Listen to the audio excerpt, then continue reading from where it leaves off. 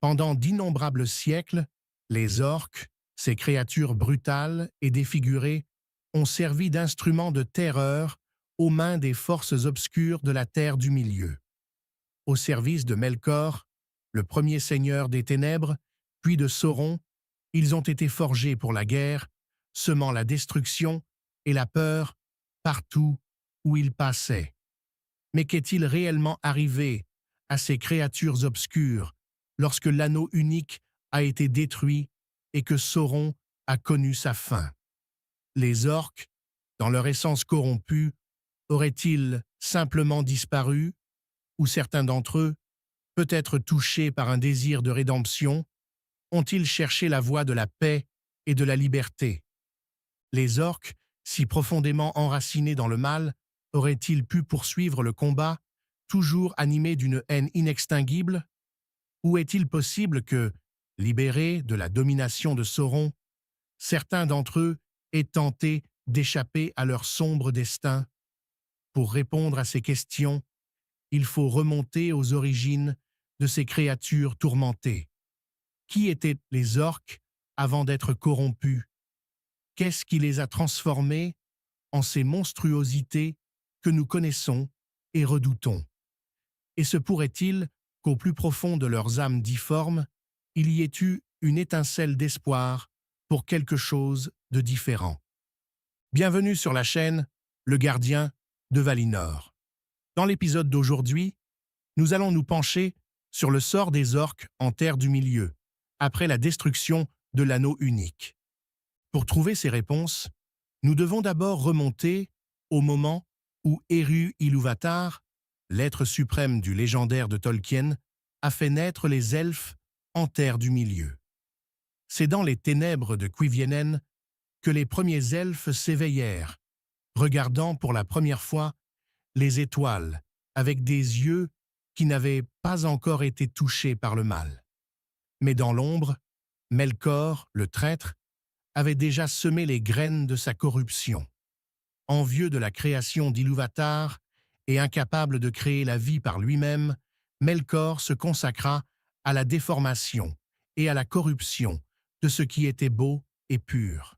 Il captura des elfes sans méfiance, les tortura et les transforma en serviteurs dégénérés, donnant ainsi naissance aux premiers orques. Dans l'œuvre de Tolkien, le mal est décrit comme une force qui n'a pas le pouvoir de créer, mais seulement de corrompre et de déformer ce qui existe déjà. Melkor, dans sa quête pour rivaliser avec la création d'Eru Ilúvatar, a produit des aberrations qui sont de pâles imitations de ce qui était beau et pur. Les orques, issus de cette corruption, représentent la perversion ultime des anciens elfes, transformés en êtres de haine, de servitude et de violence incessante.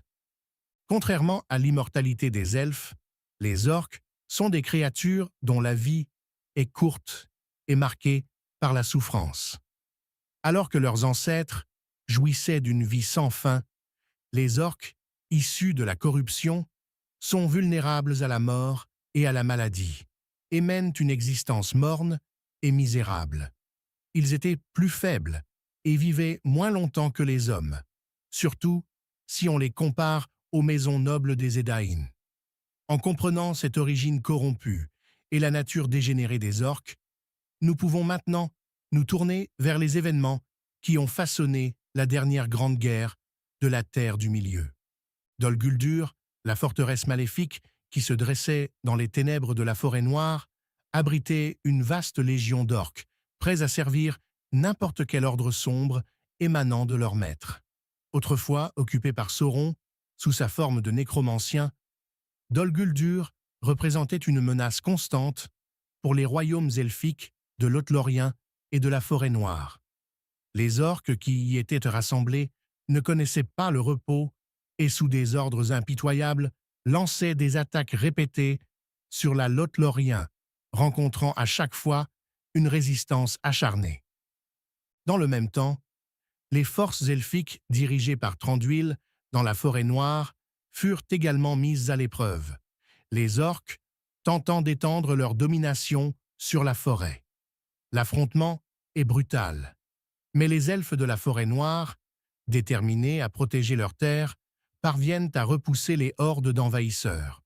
Après cette victoire, Celeborn, déterminé à éliminer la menace une fois pour toutes, mena ses forces dans un assaut final, traversant l'Anduin et s'emparant de Dol Guldur.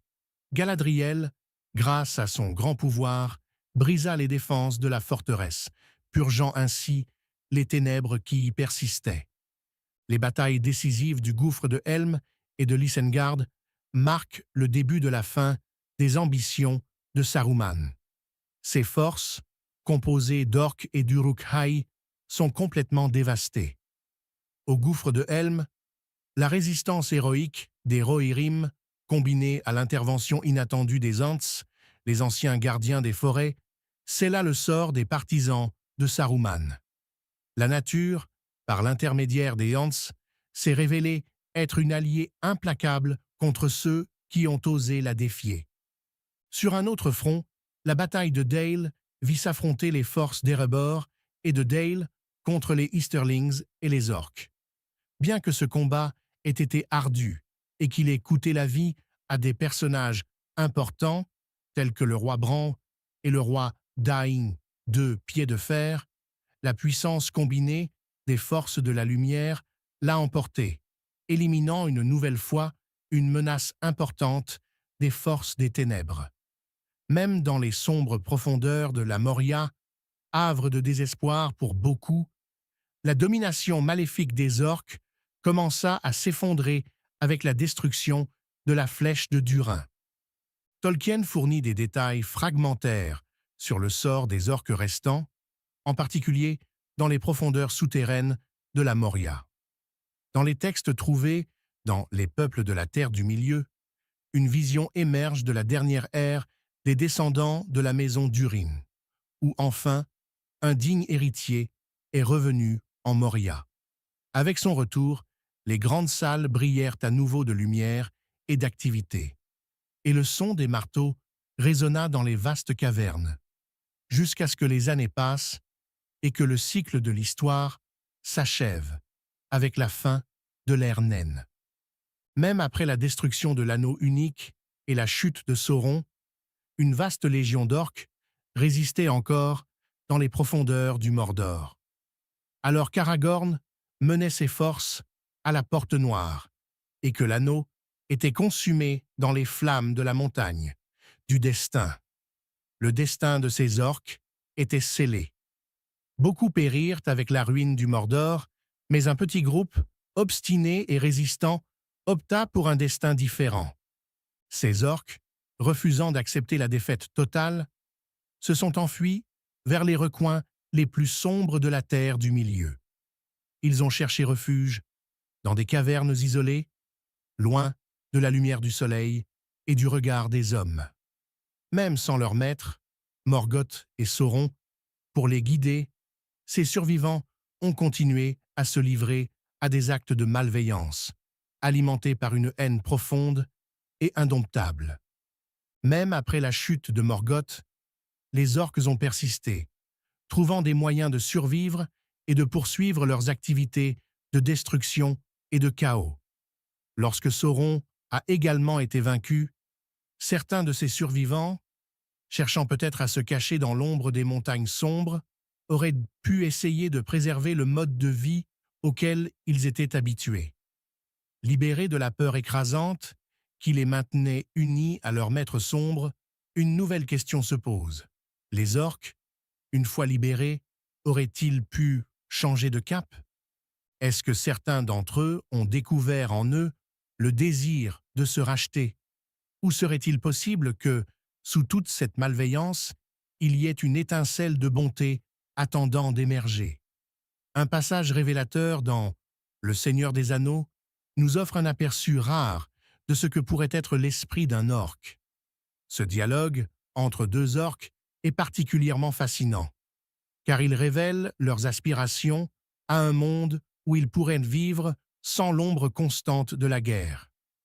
L'un d'eux dit « J'aimerais aller quelque part où il n'y aurait plus aucun d'entre eux, mais nous sommes en guerre maintenant, et quand ce sera fini, peut-être que les choses deviendront plus faciles.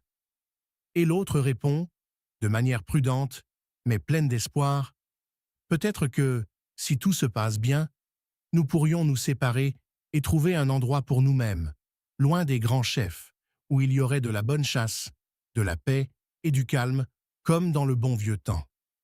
Ce rare moment d'humanité nous amène à considérer les complexités de la nature orque. Ces désirs sont-ils liés à une aspiration authentique, à une vie différente, loin de la violence? Ou tout cela est-il motivé simplement par la préservation de soi? Tolkien explore cette question dans l'une de ses lettres, la fameuse lettre 153, où il réfléchit sur les orques, les appelant les plus grands péchés de Morgoth, des créatures qui étaient, par nature, profondément maléfiques. Tolkien mentionne qu'ils ont été corrompus au point d'en devenir presque irrémédiablement mauvais. Cependant, il hésite à les condamner complètement, suggérant que, parce qu'ils faisaient partie du monde créé par Eru, même les orques faisaient en quelque sorte partie d'un plan plus vaste et finalement bon. Cette vision nous laisse avec la possibilité théorique que la rédemption des orques, bien qu'improbable, n'était pas totalement impossible dans l'univers de Tolkien. Bien que la possibilité de rédemption pour les orques existe théoriquement dans l'univers de Tolkien, elle semble beaucoup plus être une question de spéculation théologique qu'une réalité pratique. Tolkien décrit les orques comme naturellement enclins au mal, ce qui porte à croire que le destin le plus probable pour tout orque survivant à la guerre de l'anneau serait de vivre le reste de ses jours nourri par la haine et l'amertume, sans aucune réelle chance de rédemption.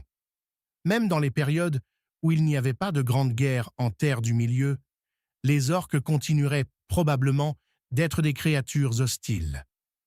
Il est vrai que, en temps de paix, certains orques plus astucieux ou moins cruels auraient pu tenter de coexister ou de négocier avec les hommes. Cependant, il n'y a aucune preuve que cela ait réellement eu lieu dans les écrits de Tolkien. Un autre indice intéressant sur le destin des orques peut être trouvé dans les esquisses de Tolkien pour une éventuelle suite du Seigneur des Anneaux, connue sous le nom de la Nouvelle Ombre. Dans cette histoire, les orques sont notablement absents, étant remplacés par des hommes comme principaux antagonistes. Cette absence des orques, dans la vision de Tolkien pour l'avenir de la Terre du Milieu, suggère qu'il ne prévoyait pas une existence continue pour cette race. Sans Sauron ou Morgoth pour les commander, les orques qui ont survécu se sont probablement retirés dans les montagnes et les cavernes, formant de petites tribus isolées. Toujours animés par leur haine irrépressible contre les hommes, ces groupes hostiles n'auraient pas duré longtemps, surtout avec l'avènement de l'Gé des hommes. Alors que les royaumes des hommes croissaient et s'étendaient, il est probable que les orques aient été progressivement éliminés jusqu'à leur extinction. Cette race, autrefois un symbole du mal en terre du milieu, disparaîtrait de l'histoire, balayée par l'ascension des nouvelles ères. Cela nous amène à réfléchir à la question. La fin des orques serait-elle considérée comme un acte de génocide inévitable ou simplement une conséquence nécessaire pour purger l'influence de Morgoth du monde? Ces questions nous renvoient aux enseignements de Gandalf à Frodon concernant Gollum lorsqu'il discute de compassion et de jugement. Devons-nous vraiment juger une race corrompue dès sa création, ou y a-t-il place pour la miséricorde, même pour ceux considérés comme irrémédiablement mauvais? Au final, le destin des orques nous invite à réfléchir à l'équilibre entre justice et grâce en terre du milieu. Nous concluons ici un autre voyage à travers les mystères de la terre du milieu. Si vous avez apprécié la vidéo d'aujourd'hui, n'oubliez pas que chaque like, partage et abonnement à la chaîne est comme une lumière qui guide le chemin vers la création de plus de contenu comme celui-ci. Rejoignez la discussion dans les commentaires ci-dessous, en apportant vos réflexions et théories. Que la lumière des Rendil nous guide tous dans nos prochaines aventures.